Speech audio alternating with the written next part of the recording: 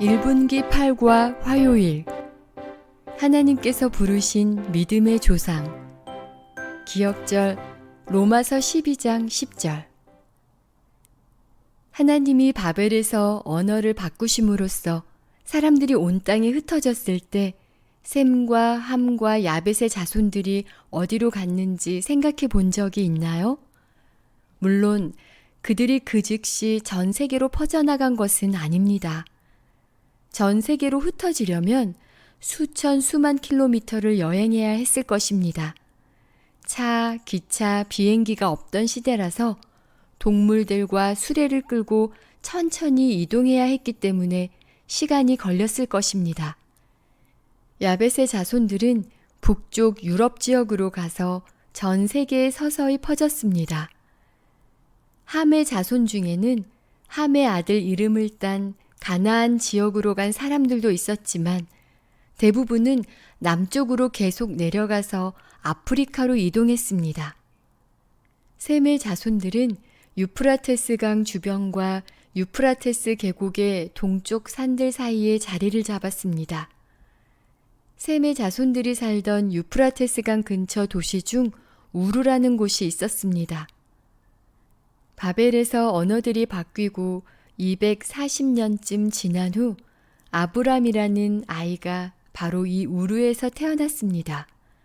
실제로 아브람이 태어났을 당시에는 셈이 아직 살아 있었습니다. 아브람의 아버지 데라는 셈의 자손 중에서 충실한 부조의 역할을 해야 했습니다.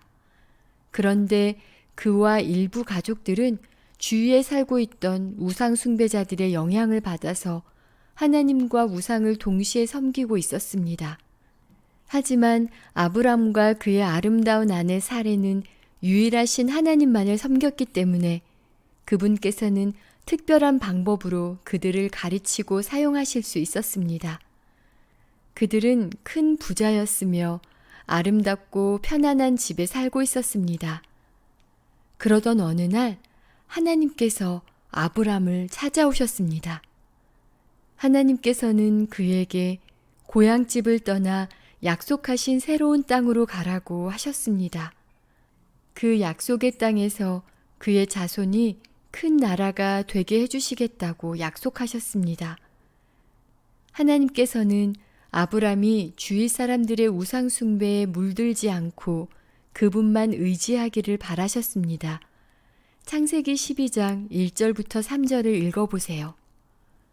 아브람은 우리가 너무 나이 들어서 친구와 친척을 떠날 수 없습니다.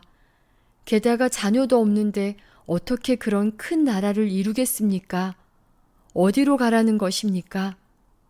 거기도 안락한 집이 있습니까? 라고 물을 수도 있었습니다. 하지만 그는 1절 하나님과 언쟁을 벌이거나 핑계를 대지 않았고 어떤 질문도 없이 즉시 순종했습니다. 적용하기. 아브람은 우리 모두가 갖춰야 할 덕목을 가지고 있었습니다. 그것은 바로 믿음이었습니다. 아브람은 상황이 이해되지 않거나 모든 답을 얻지 못했을 때에도 하나님께 순종했습니다. 그것이 바로 진짜 믿음입니다. 히브리서 11장 8절을 읽어보세요.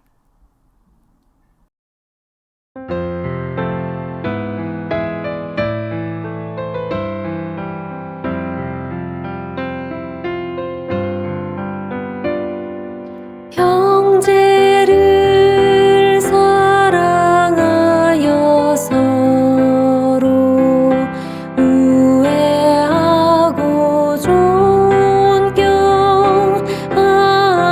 존경하기를 서로 먼저 하며 로마서 12장 10절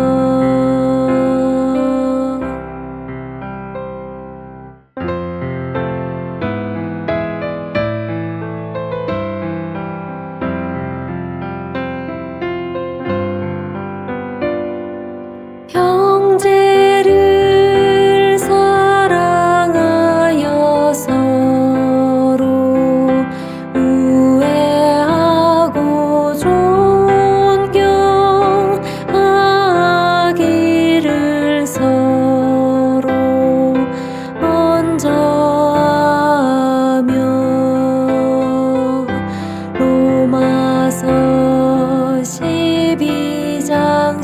10절